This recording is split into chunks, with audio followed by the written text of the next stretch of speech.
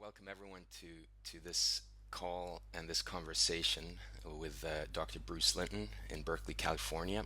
Uh, Bruce has spent the past 25 years facilitating dad groups for fathers of young children. And he's also the founder of the Fathers Forum, which offers programs like men's groups for fathers of young children, workshops for new dads, expectant dads. And Dr. Linton is also the author of Becoming a Dad, How Fatherhood Changes Men, and also runs a private counseling practice where he specializes in working with fathers, men, and couples with young children. So, Bruce, I'm really glad that we get a chance to connect like this, and I'm really excited about hearing all that you've experienced and learned and seen since you started this work. Thanks, Miki. Well, I was excited to talk with you too, seeing as um, you're in Sweden, is that right? That's right. Yeah. And I'm here in California, and that it seemed like we were kind of encountering some similar things around men who are becoming dads. And we were talking a little bit earlier before you started the recording, and you were talking about having worked with five dads on three continents, and kind of noticing some similarities that when men become fathers or in the process of becoming fathers or are dads already, that there is a sense that you see that some of these men are reaching out and wanting to connect with other dads. And I think that's been central to my work. And what I saw very early on was that it really relates to us. I see it in the developmental stages of us becoming dads, that it becomes it's a real opportunity in our life to open up to being a little more vulnerable and being a little more available to realize how much we need other men, because we were commenting a little bit on this earlier, before you started the recording, that geez, there's this idea that we as men need to go it alone and we don't need any help. We can do it on our own. And I really think what underlies that is a sense of shame sometimes for Mm. us as men. We can't handle it all by ourselves, and there's something wrong with me. And I think when you become a dad and you realize, oh my God, or becoming a dad, you're like, geez, what this is really um, overwhelming, or this is really a change. I'm not sure what it's going to be like. It's an opportunity where a lot of men say, hey, I really need to talk to another dad, another man who's going through this. Mm. And that's really the foundation of my work, is bringing expectant dads and new dads. I work with dads with kids 5 and under in groups to talk about, what it takes to develop as a man, to be part of a family, to and find the really, really, I mean, these guys find the deepest meaning of their lives in being parents. But I think we need the experience of being with other men, with other dads, to kind of help facilitate that. Mm. Yeah, and it makes me wonder what you see in the dads that you've worked with. Uh, what are some of the most common reasons for the men that find you? What are the reasons they're looking for that support? What do you hear them say and express around that? Well, I think it comes from a couple of things. I just got a call. I have a group coming up next Saturday for some expectant dads. And I got a call from a guy, and he just said, I heard about your class of dads who are men who are getting ready to be dads, and I'm just freaking out. I need to talk with somebody. So, so that's sort of like what I hear quite often. Um, and I think there's a willingness, and I think I was talking to you about, it takes a lot of courage to reach out. Mm. But I think also, um, along with the courage, I think that there, is like when you get in that situation of feeling, wow, this is really different or overwhelming for me, becomes sort of a kind of an urgency. So Mm. maybe you're willing, maybe we as men are willing to take risks in desperate situations we wouldn't take otherwise. So maybe the advent of becoming a father is a desperate enough situation where another man would say, I better get some help with this. Yeah. Now, and I think there's also, I used to get many, many more calls from expectant moms saying, "Hey, my husband, he should take a group too, and here's his number. Give him a call." Hmm. That's what really started out. I think I was getting about 70% of the calls about my becoming a father class or my men's group for dads from the moms.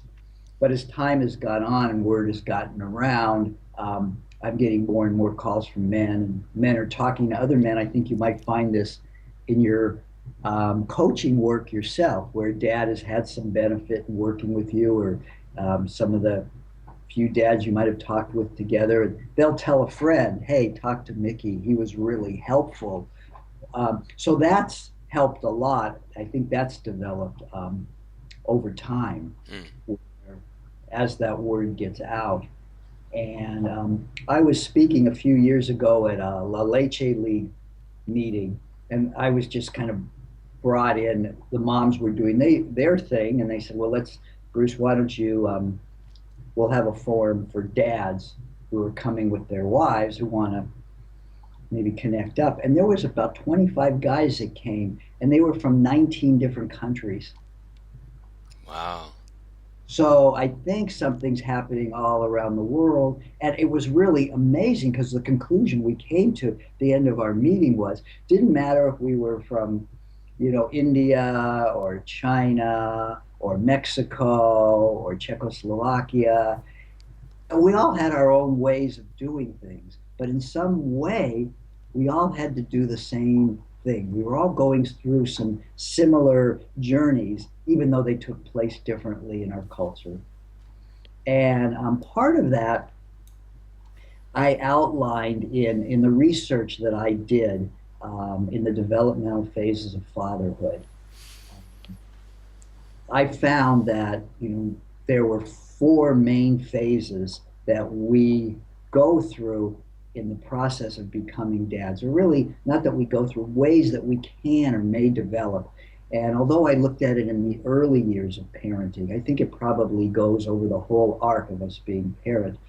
But the first stage or phase is what you brought up. It's like, well, why do we start to reach out? And everybody in the literature, when I did my literature review, talked about becoming a father as a crisis stage for men. Mm. And that wasn't really accurate. And I redefined that a little and changed that, not really a crisis, but I called it the emergent phase, coming out of emergency. Hmm. And so it is kind of emergency, like, hey, I'm freaking out. What do I do now? But emergent, I think, describes it better because I think what's happening is something is arising within us, something is emerging. And I think it is connecting with something about, hey, we do need other people. And the beginning of understanding that dependency, I think, is the doorway to kind of recognizing what our children are all about, particularly in those early years, about how dependent and vulnerable they are.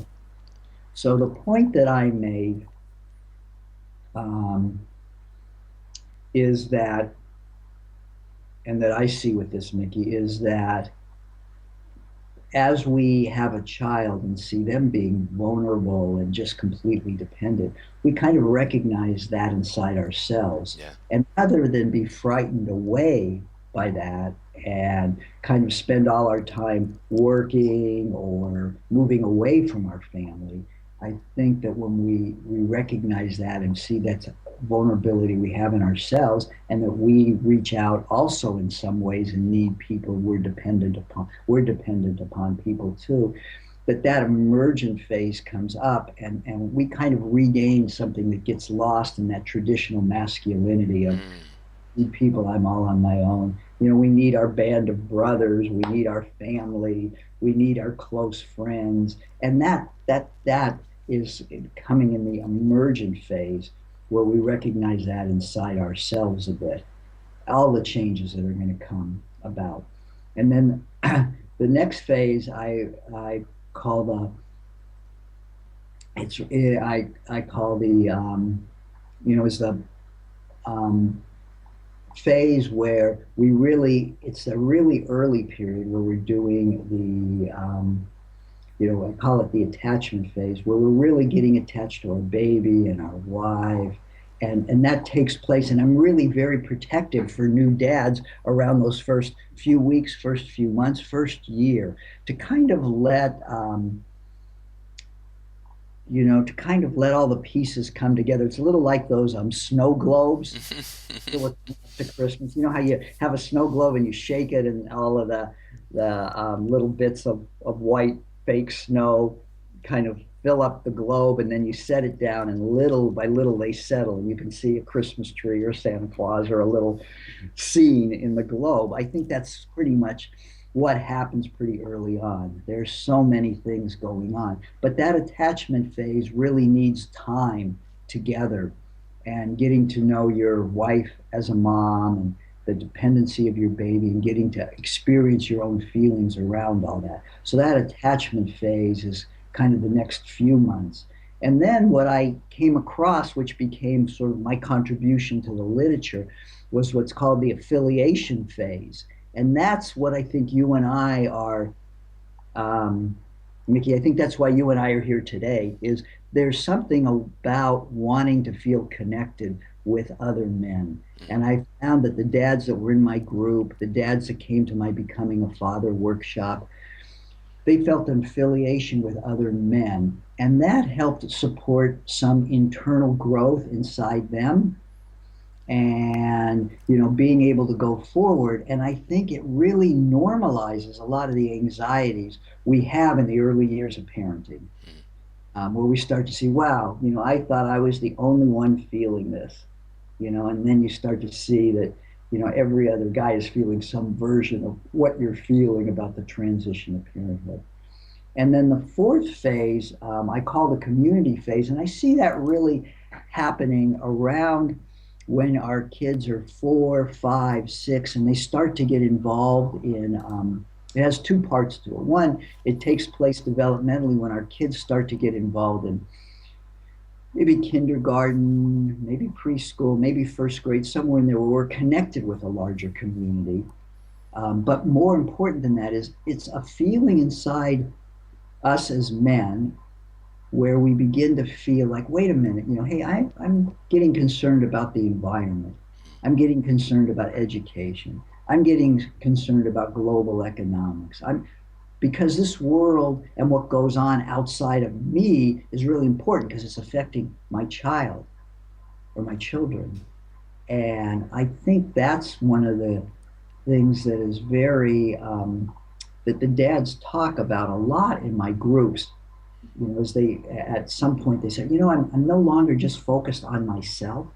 I'm focused on my family. I'm focused on my wife. I'm focused on my kid. Actually, I'm focused on a bigger world. And that, I think, is kind of a birth of almost a kind of a new humanism within us as men. I see it as, again, more of like reclaiming our emotional life that, kind of has been so limited and cut off in the kind of modern, industrial, fast-paced, do what you need to do, take care of yourself, self-interest trumps all. That I think that final phase is kind of a new humanism where we feel part of a bigger community and a responsibility towards the next generation. And that, I think, really, really gives some very deep meaning to our lives. Because I think there's always that question about, like, what is this all about? What's the meaning of my life? And it used to be so focused on work for men, right? People, hey, what do you do? And that was sort of a defining issue. And I guess the final thing I want to say right here, look, I've been going on for a long time here. Beautiful, beautiful. But I want to say this, I don't want to ever, I think work is very important in our life as men. Um, and I think parenthood has become and now is a very important part in our life. And I don't want to diminish work.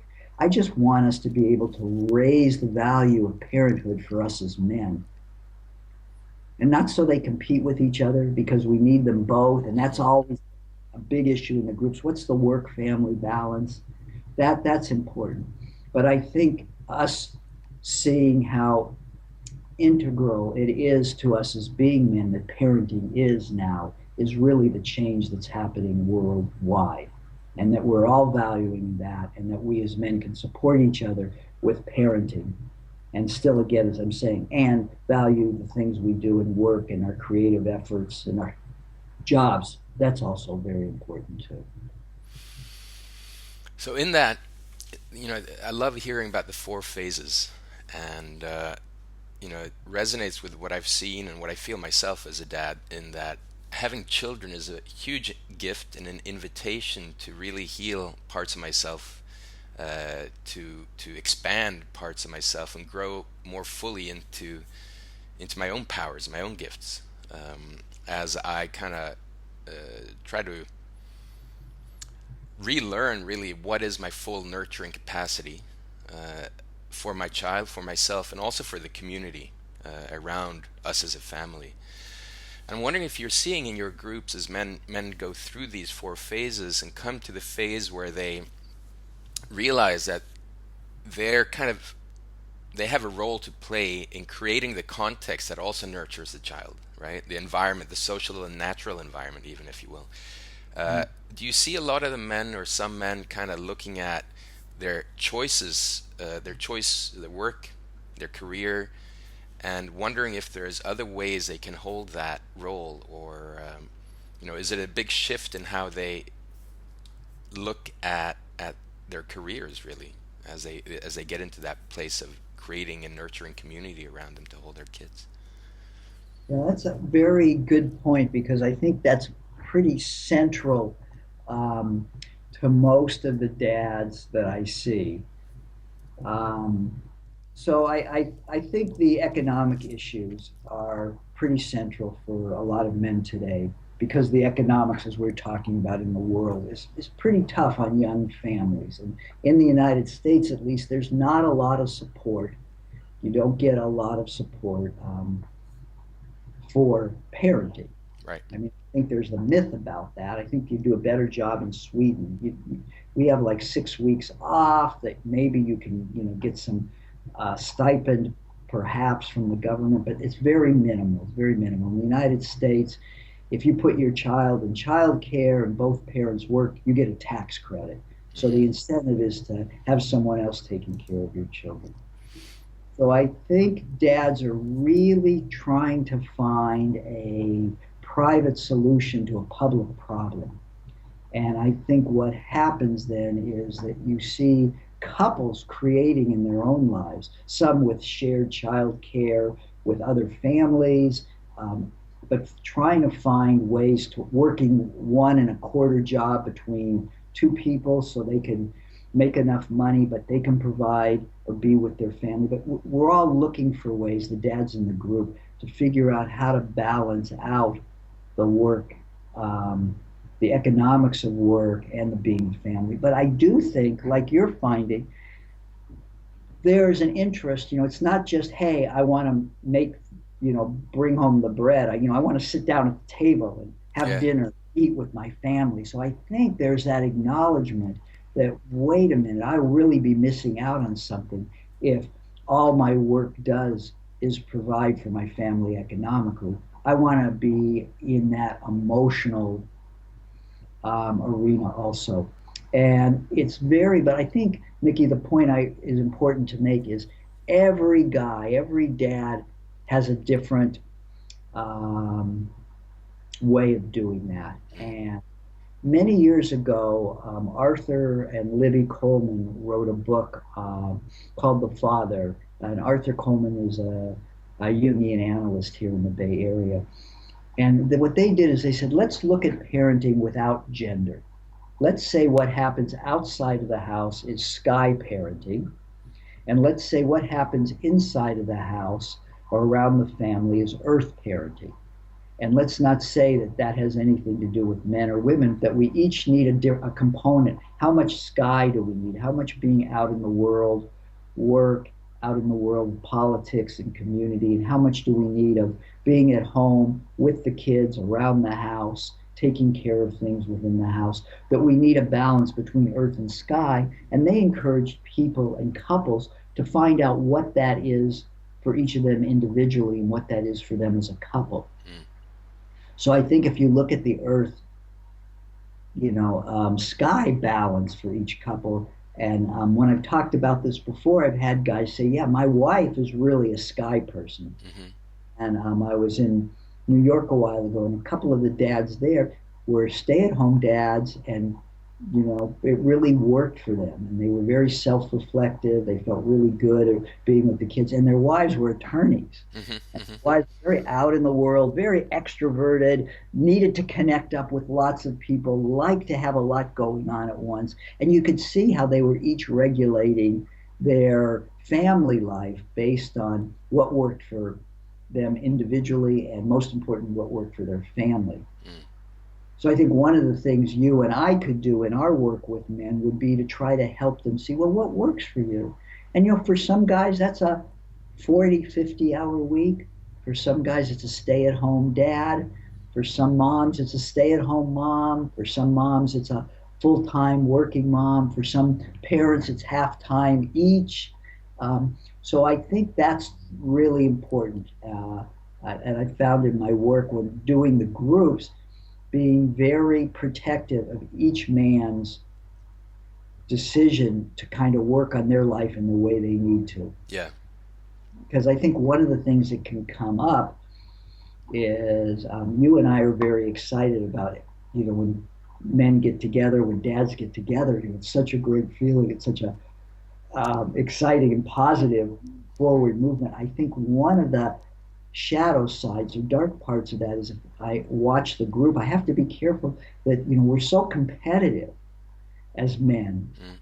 or in the cultures we're often brought up to be so competitive. Right. So sometimes I have to watch and make sure that one dad's way of working it out for his family doesn't come across to another dad as like, oh, I figured it out. My wife and I, we're each doing 50%. And I want to be aware that we don't get into, I'm being a better dad than you because I'm doing it this way. Yeah. Yeah. And that we can become more like, wow, that really works for you. And hey, you're doing it completely different, but you seem really happy and your kids seem to be doing really well. That's great for you. So I think that diversity in family styles, Mm. um, that if we can support that with men, that's really, really important too. And to have that space for being heard and listened to, and to discover that yourself, what is right for you, for your partner, for your child, because it's obviously the context is different, the dynamics are different, the individual gifts and characteristics are different. And so yeah, it's Yeah. definitely and I see that as being one of the values of being able to have a circle of men or a circle of dads, or the way you counsel one on one and in couples, and I coach one on one, to have that dialogue and have someone listen is hugely supportive. And I'm wondering, and I know that myself for myself as well. But I'm wondering, in the support you offer in the circles that you facilitate, what have you found to be most powerful for the men in terms of the impact on them and the relationship to their children and their partners? Is there a It's a very general question, I'm realizing as I ask it, but I'm wondering is Well, it's what. a good question. It's a good question, and it stimulates two things. Mm. One of them you mentioned just a minute ago, but I don't want that to go unacknowledged. Like that idea that we could be in a group and be heard. You see it's valuable one to one, but when you're in a group, that you can be heard by the group. I think that is really central to the work that I do. Mm. And I think that's probably my greatest contribution. I mean, I have a lot of good information. I've done research and everything from research I've done to bringing in articles. Sometimes I'll show videos, sometimes I'll read poetry. I've got lots of good material, but really the benefit the men get is by being able to be, and there's 7 guys in my group, in the groups that I do. Um, and I think that being able to facilitate or being able to support, making sure each man gets heard without a value judgment Mm, uh, on what they have to say. That kind of openness, that's kind of what allows the men to be intimate together. And that's the key thing. So I think what you said about being heard is really important. And then what that leads to is like what kind of like what would be the one of the main benefits that I see is it really improves their relationships with their wives. right. I think that when we're just going with on our own with our as a couple, the pressure for the intimacy between the husband and the wife, your wife to be your wife, your lover, your best friend, your closest confidant, your buddy, the person who's there for you all the time, the person who understands everything you say and can anticipate and appreciate your needs. I mean, that's too much to put on one relationship or one person. And I Mm, think the dads find that hearing how each other dad is struggling in the group and being heard about all the different issues, whether it's work, marriage, changing the sexuality after the baby comes, issues with their own dads, issues with their family members and friends, issues they have with friends that don't have kids now that they have kids. That's always a big one. But I think it allows them to have a kind of intimacy that takes the pressure off the marriage. mhm. And they actually have much better relationships with their wives. And out of that, I think there's more shared parenting that comes around how they parent their child. But it really helps to be able to come into the group and say, I can't believe my wife thinks this or did this.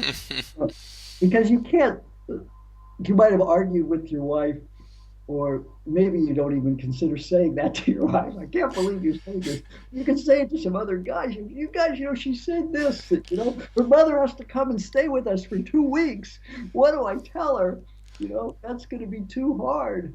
And, and then hear the other dads kind of share in that. Right. That's really important. And that's probably key when we talk about our own fathers, kind of one of the major themes that circles through the group over and over again is our relationship with our own fathers. And, it ranges from guys who have dads that they say, geez, I want to incorporate so many things that my father did. He was so great. To dads who say, I know how to be a great dad, like easy for me to be a great dad. I just do everything the opposite my dad did. So, everybody's father contributed to them being a good father in one way or another. But sometimes it feels like when we're talking about an issue about being a good father and what we got from our fathers, sometimes it feels like with the 6 or 7 men in the room, we bring into the room like one really good father Mm, by all of our different comments, and you can almost feel the presence. mm, So somebody will have a question and say, well, what would we do as dads? How could we handle this? And then everybody makes a little bit of a contribution, and it's like, wow, we've really had a caring, loving, present father visit us tonight and kind of help us along our way. So I think those aspects, the being heard, the not having having the intimacy with the dad's group, helping the marriage, and then when it comes particularly to issues of our own fathers, I work with dads individually in counseling, psychotherapy, but talking about your father and your experiences with a group of other dads, I think that's very powerful when that's possible. So those are a few of the aspects that I think are central to the fathers groups that I do. mm. It's almost as if when you talk about this, visit of a great dad, how it's almost like tapping into some collective wisdom there and shared knowledge and experience from dads of, well, best practices is almost too mechanical, but certainly a well, Brene Brown calls it wholehearted parenting. You know that we might be challenged in different ways, but when we share what works for us, there's a collective wisdom there that's beautiful. And also, what comes up for me is something that I think of as the social ecology. When you have take the pressure off your partner and you share that with other men or other people, you kind of create a greater diversity around the family, which helps to hold the family more solidly and thoroughly. Yeah, Knowing, yeah, go ahead. Sorry. yeah, no, I think you're really right. I think I think that's really you're really describing um, a kind of fatherhood that I think we all aspire to. That's a larger collective than our own. I'm not just talking about being a father myself in fatherhood. That when we're talking about fatherhood, there's something larger that we're part of. Mm. And I know that, um, these kinds of access to support, like a men's group, it's not always readily available to all of us dads. And so I'm wondering if you have any advice or tips for fathers who are watching and listening to this. What are some ways they might invite support or seek support in their lives that would help them in the ways that you've outlined? My first suggestion would be um, to see if they could get together with three, four, five other dads. If they're in preschool, if their kids are in preschool in their neighborhood, if they went to a prenatal class to say after our babies are born, why don't we get together?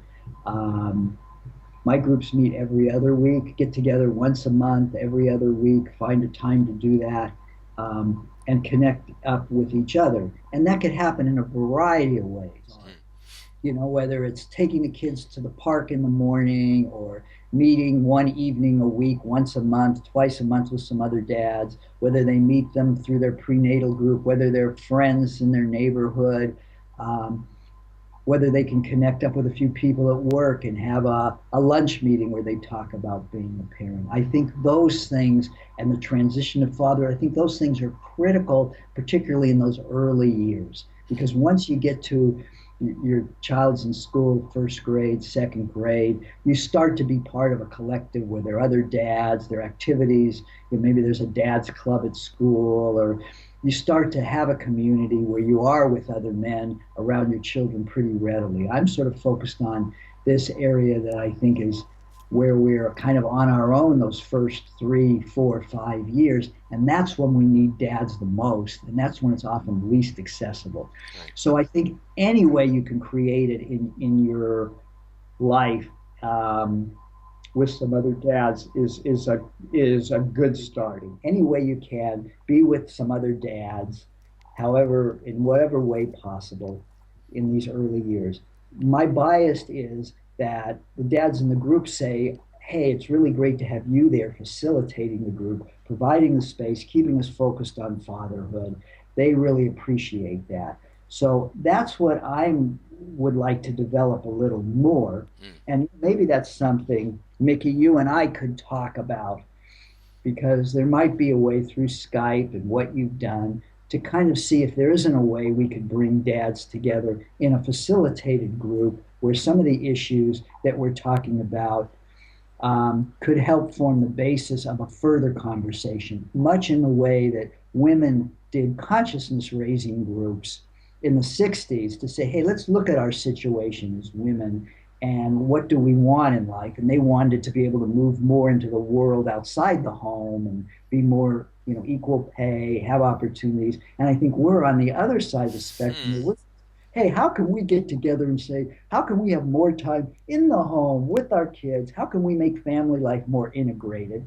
And maybe doing some consciousness raising around that is important. And then it leads to a discussion where, like the framework of the developmental phases of fatherhood, that I have begin to make some sense. And we begin to have a little map and say, oh, okay, of course I'm going through this. Of course, gee, when I'm an expectant dad, I should be talking with other dads because that's going to facilitate something in me. Mm, And yet, when I have a young child, probably good to talk to other fathers because that's going to give me perspective on parenting, on my marriage, on what I want for myself as a man. Hey, I'm going to encounter my own father again in a new way now that I'm a father. mm, So we become aware that, oh, of course, these are the issues we're going through. And that reaching out and sharing it with other men is going to be very um, helpful. In fact, it's kind of a necessity. And it just, in general, I mean, I think better quality of life to feel like there's people you can depend on and who you can know and who can know you. yeah. I want people to hear my story. Um, I want to listen and hear other people's story, but I want to be known by other people. I think we're all looking for that as men and as dads in particular, because boy, we have so many stories to tell. The sleepless nights, the funny and crazy things that go on, the challenges that we wonder how what is this? I thought I was in a sleep deprivation experiment my kid's life, and how do you survive that? Yeah. I don't know what other thing. This probably is going to sound a little too self-serving, but really I mean it in the best way, Miki. But I think my book, either Becoming a Dad, How Father Changes Men, or I'm going to reprint Finding Time for Fatherhood. Either of those books, they're a very good guide for a father's group Mm, because very short articles. At the end of each of the article is like three questions for self-reflection. So there are articles touching on. It's sort of like a father's group in a book. So there and the latest version, which is the version of Becoming a Dad, How Fatherhood Changes Men. There's a lot of material in there that's all out of the groups that I've done. So I have some poems that I've written. I have some quotes in the back. And oftentimes in the group, I'll write the quotes on papers and pass them around. We'll pull them out of a hat. And you'd be surprised at what quote each man gets and how meaningful it is to them. mm. There's lots of things you can use the book for to help if you're trying to figure out, well, if we get together, what are we going to talk about? What do we do? I think that's kind of a little bit of a map, a little bit of a guidebook people can use. Wonderful. There'll be a link to those books with this video, and it's been an absolute delight talking to you, Bruce, and hearing your experiences and the four phases and everything. So thank you so much for taking the time. And yes, I look forward to exploring that with you at some point. Yeah. The possibility of creating an online Skype circle of dads. Yeah. Well, great, Mickey. Thank you so much for reaching out. Really great to connect with you too.